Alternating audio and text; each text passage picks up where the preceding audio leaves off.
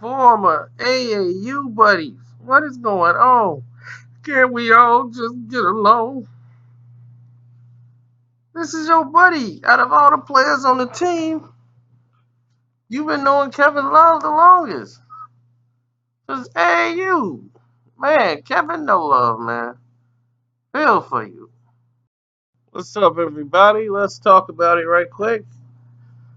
Isaiah Thomas. As the Cavs are falling apart once again after they dropped another game last night. The question was once again asked.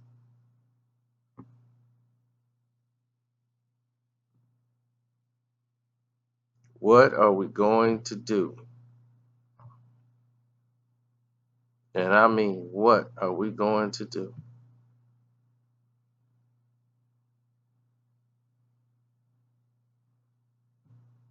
What are we going to do with Isaiah Thomas?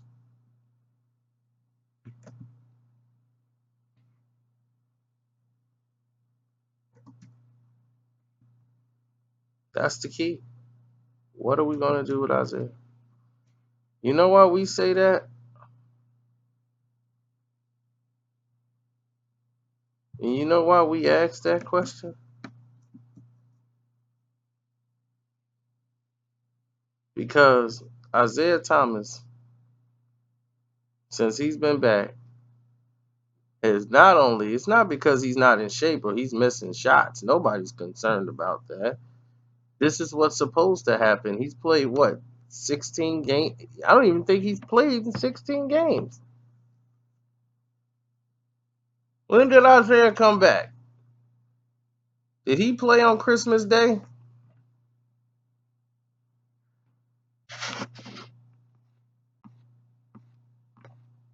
Because he can't. I remember him coming back after the Boston game.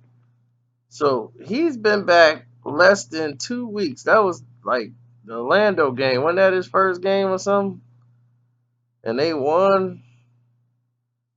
Oh no, he played the Portland game and they won, and then they lost to Boston when he sat that one out. Then he played in Orlando, and then they played him in Minnesota and Toronto, and then he was in the lineup, and then they've been losing ever since.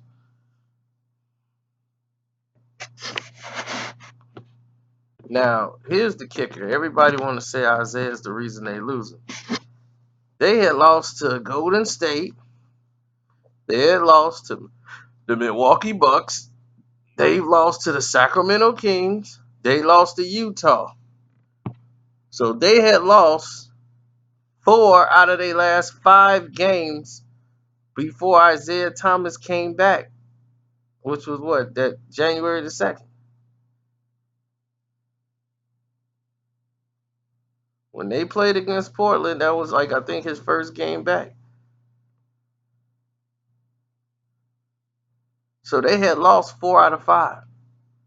But yet, y'all want to blame him for the losing. And that's crazy because they were losing, talking about, wait till we get Isaiah back and we're going to be rolling again. You had just lost 4 out of 5. 4 out of 5 before he came. So now he come there and it's going to take him some time to get ready. He ain't played in 7 months. So he's got to get his legs back together. And that don't happen overnight. That was January the 2nd he been back. It is now the 23rd, and you guys are complaining about Isaiah Thomas. J.R. Spliff has been there and healthy. He should have his legs. And Isaiah is outscoring him. He ain't even scoring. I don't know how many offers he's got this season, but it's terrible. He's the worst two guard in basketball. I told you this. Isaiah Thomas got to leave because of other reasons. And the reasons he's got to leave is other. He is a locker room cancer. I told you this. You didn't listen. Now it is rearing its ugly head once again, and you can't escape it. See, Isaiah started the whole locker room controversy with Kevin Love. Because, see, he listens to the news. He listens to what they saying. Kevin Love is the reason that Isaiah can't get off. It's Kevin Love. So he thinking people sucking or ain't playing well and don't really want to be there or soft. He going to want them off the court. So right away he's going to say, Kevin Love got to get off the court. Or he's soft and we got to approach Kevin Love. And he's very confrontational. And he's very opinionated. And when you have a person like that and they're not towing the line, it leads to more confusion than it does solution. Now, his whole war with Kevin Love, Isaiah's not the type that's just going to start that's on his own and get vocal. What he does is silent chirp with those who he trusts and try to turn them against Kevin Love. As much as he covered for Clam Chowder when Clam Chowder couldn't score a bucket and was struggling in the first half of this season, everybody's looking at him like, what's wrong with you? You're not doing anything, and you're not doing what we thought you were going to do. Thought you was Kevin Durant. Now you like Kevin Durant's Gardner. You like, what is going on with you? So as the reality started to set in and people started to see people just weren't what they were printed out to be, Kevin Love covered for them. He was hot. He was winning games, and it gave a pass to all these players who was sucking it up, like Clam. And he was sucking it up for like 20 games. But him and Isaiah buddies. So Isaiah was able to poison his mind and get him to go against Kevin Love. Now he agrees with him, causing division. And he's starting a mutiny, trying to get guys on the same side to see Kevin Love ain't doing what he's supposed to do. Kevin Love's an all-star. He's going to the all-star game. Why? Because Kevin Love's having a record year. Through all the turmoil, through everybody blaming him, he's having the best regular season he's had. And he's playing out of his position. And guys are elbowing him in the face, everything. He's getting hammered, and guys wouldn't even stick their hand out there to pick him up. His own teammates. It's disgusting. So it's clear people have formed their cliques. Kyle Korver is with Kevin Love. Coach Ty Lue is with Kevin Love. And LeBron is just like, I just want people to play better. He's like, I'm basically a one-man team over here. I'm just in my own zone. Y'all stay in y'all zone, I'll stay in mine. And there's no more unity. They're all divided into their own little factions and groups. Even Wade is not bothering LeBron. LeBron is in his mode. He'll give him dap, and then that's that. Wade keeps it moving and go ahead and do his thing, and that's this. So when you got to ask yourself,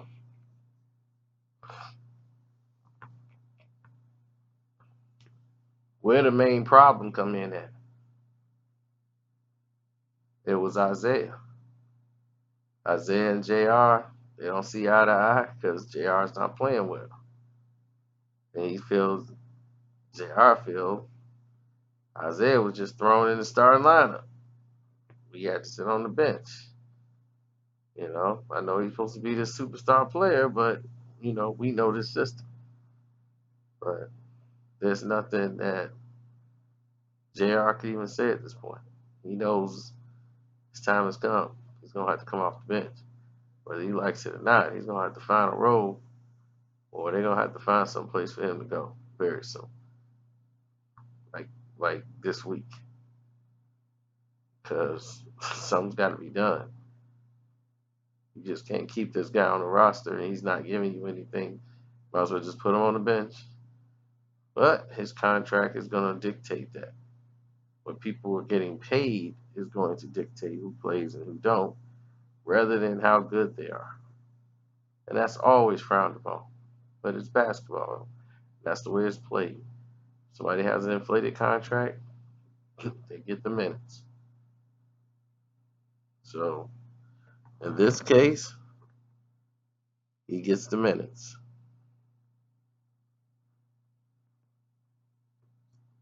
Now, Isaiah has done this in every team he's ever been on. And that's what I told you. When he came in the NBA, he did this exact same thing in Sacramento as the last player selected. He was good there. He had some great offensive games, but he stayed into it with players, yelling, arguing back and forth to the point where they couldn't wait to do the trade to get him to Phoenix. He does the trade. He's going to Phoenix. So he goes from Sacramento to Phoenix, Arizona. Now he's in Phoenix. He's scoring some points. He's playing all right. He's not playing breakoutish. They're playing some defensive sets he's familiar with. And he's scoring some of the basketball. And over there, it's just freelance. You can go and be offensive, but they understand the way he plays and understand that this kid's got to, take some time to get developed. But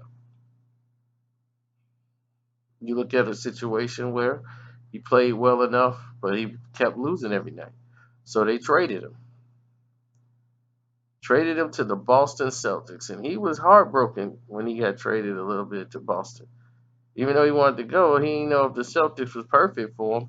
And to Isaiah Lord Thomas III, the originator, told him, "This is the best thing that ever happened in your life. You will now get the chance to showcase what you can do on the big stage. This is Boston Garden." And sure enough, he blossomed in Boston. He was able to shine. But when he was in Phoenix, he caused a lot of waves there. He didn't leave there on good terms when they traded him. When he got to Boston and they traded him, this is the first time he really just got traded. Just like you're hurt, you didn't listen to us, but we're gonna go with Kyrie Irving. A lot of those players that they had didn't like Kyrie. I mean, didn't like Isaiah Thomas. Even in Boston, he had players that didn't like him that are now playing with Boston. They would rather play with Kyrie than play with Isaiah. And they sold in. So that's the difference. That's the issue right now. So with that being said, y'all have a great morning. I'm out. Just wanted to let you guys know exactly what's going on here.